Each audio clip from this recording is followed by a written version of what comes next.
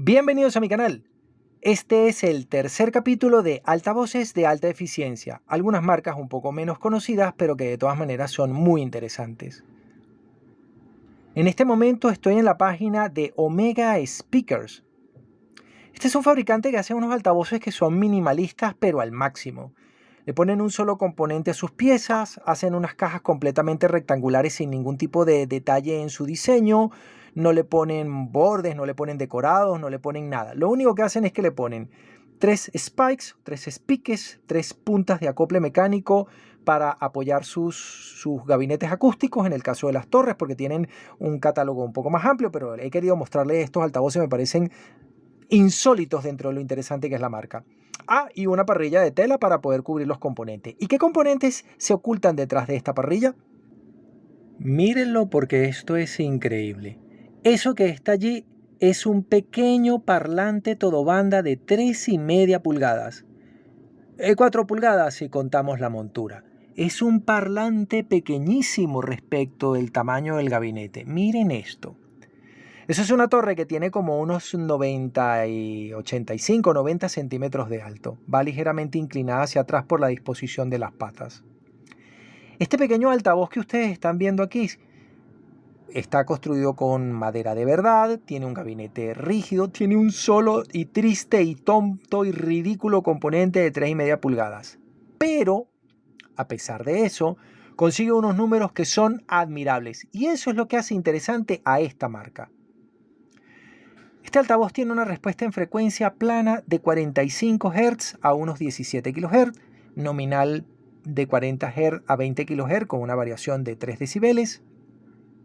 Tiene una sensibilidad medida en una sala de unos 12 metros cuadrados de 94 decibeles watt metro, con un componente de 3 pulgadas. Esto realmente es alta tecnología.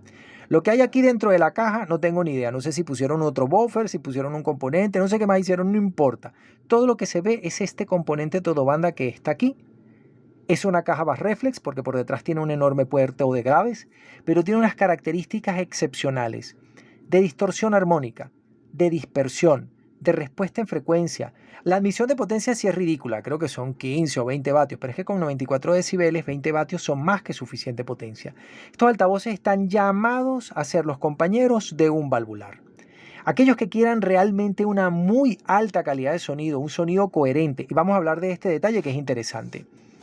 Yo he hecho altavoces con todo banda, no estoy comparando las porquerías que yo hago con esto, porque estos son unos altavoces que tienen una tecnología, que tienen un diseño, que tienen pruebas de laboratorio, etc. Pero una de las cosas interesantes que a mí me llamó la atención de hacer altavoces con componentes todo banda es este asunto de la coherencia. Les cuento. Cuando uno hace un 3 vías, por ejemplo, los bajos se hacen o se producen desde un buffer con cono de papel.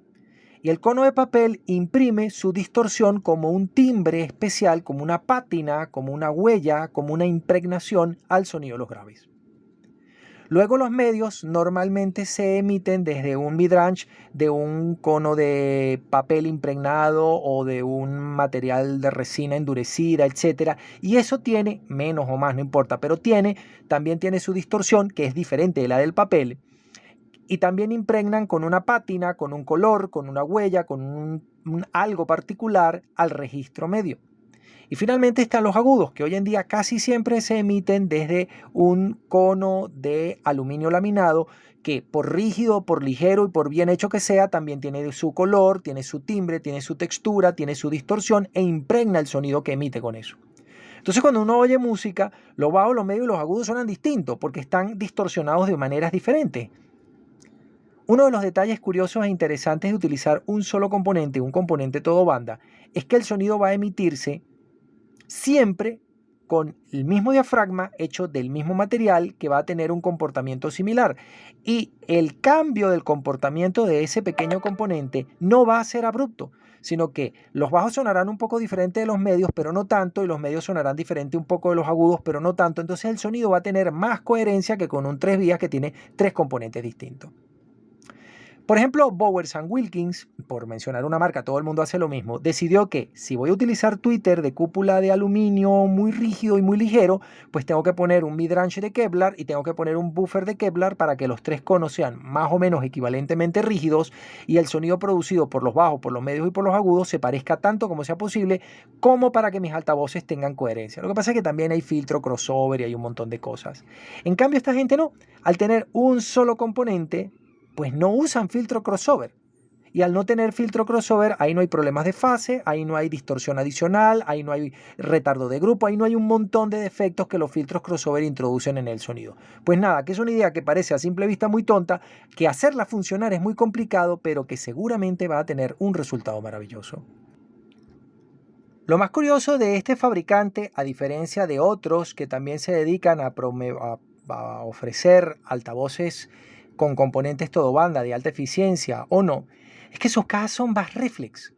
Entonces las cajas pueden ser tan pequeñas como estos pequeños monitores. Imagínense el tamaño que son cuando este componente lo que tiene de diámetro son 3,5 pulgadas. Estoy hablando de que son unas cajas muy pequeñitas. Pero estas cajas muy pequeñitas tienen una respuesta en frecuencia desde los 60 Hz hasta los 17 kHz. Tienen un solo componente y tienen todas las características que son interesantes que podríamos ver como positivas para la calidad de sonido. Respuesta plana, impedancia plana, que eso es muy importante para los amplificadores transistorizados pequeños y sobre todo para los valvulares. La ausencia de filtro, la ausencia de varios componentes que deben ser divididas sus frecuencias, con lo cual vamos a tener un sonido coherente. Una eficiencia alta. El fabricante declara como mucho. A mí me parece que 24 decibeles para el tamaño de estas cajas es una exageración, pero ellos dicen eso, vamos a creerles. Ahí sí yo lo pongo en duda un poco. 94 decibeles de sensibilidad wattmetro está muy bien, unos acabados simplemente maravillosos. Tienen sus parrillas, tienen sus cosas y tal. ¿Y por qué les digo que es curioso este asunto? Esto es curioso porque los altavoces todo banda casi siempre son acompañados con una trompeta para los bajos, una trompeta para los agudos o un montón de trompetas más como vimos antes con las piezas Klipsch. Les voy a mostrar algo. La cuarta marca de la que vamos a hablar en esta pequeña serie es Lowther Speakers, que tiene de interesante que nos ofrece su componente por separado y adicionalmente el gabinete acústico que podemos hacer para él nosotros mismos o que podemos pedirle al fabricante. Ya vamos a ver cómo es esa historia. Lo primero que tiene Lowther de interesante como marca es que antes de que se inventaran los Twitter, porque los Twitter hubo que inventarlos, no existen desde el principio de los tiempos, uno de sus ingenieros, Paul Voigt, había empezado a reventarse la cabeza buscando una solución para poder producir agudos. Recordemos que un parlante de 5, 6, 6,5, 7 pulgadas que tiene un cono grandote de cartón, por lo blando del cartón, por lo pesado del cartón, básicamente lo que estaban haciendo eran puros buffer. Claro, ellos no lo sabían, de hecho el nombre no existía, la palabra no existía, el concepto de emisor de sonido especializado en una banda del espectro audible no existía.